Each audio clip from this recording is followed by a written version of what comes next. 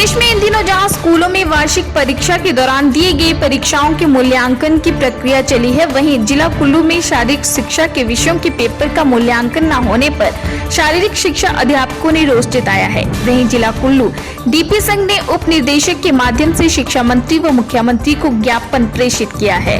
जिला कुल्लू डीपी संघ के पदाधिकारियों का एक प्रतिनिधि मंडल शिक्षा उप निदेशक से मिला। उस दौरान उन्होंने स्कूलों में शारीरिक शिक्षा के विषय का मूल्यांकन न करने पर आपत्ति जताई। शारीरिक शिक्षकों का कहना है कि ये बच्चों के साथ घोर अन्याय है और उनके द्वारा दी गई परीक्षा के पेपर का भी मूल्यांकन करवाया जाना चाहिए।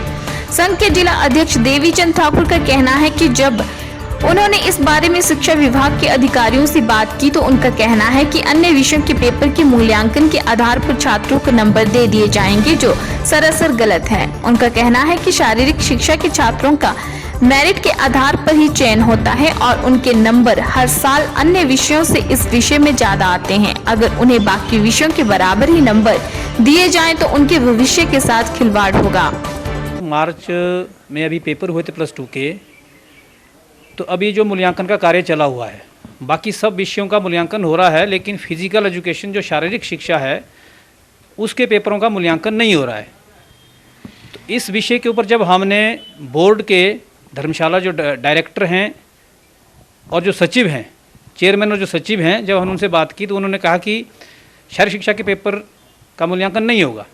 तो फिर उनसे पूछा कि क्यों नहीं होगा, तो उन्होंने कुछ और ही लॉजिक दिया, बाकियों का नहीं हुआ, ये नहीं हुआ। तो हमने कहा ये कोई लॉजिक नहीं है।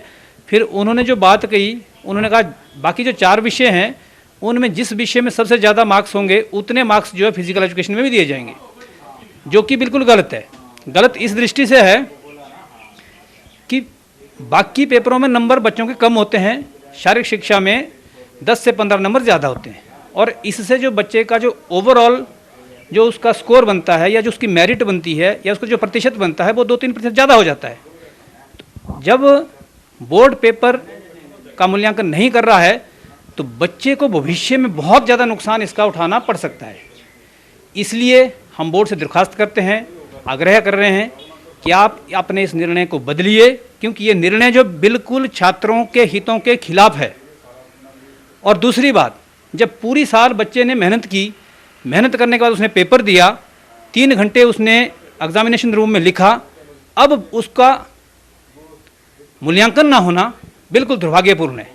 उज्ज्वल हिमाचल के लिए कुल्लू से मनीष ठाकुर की रिपोर्ट।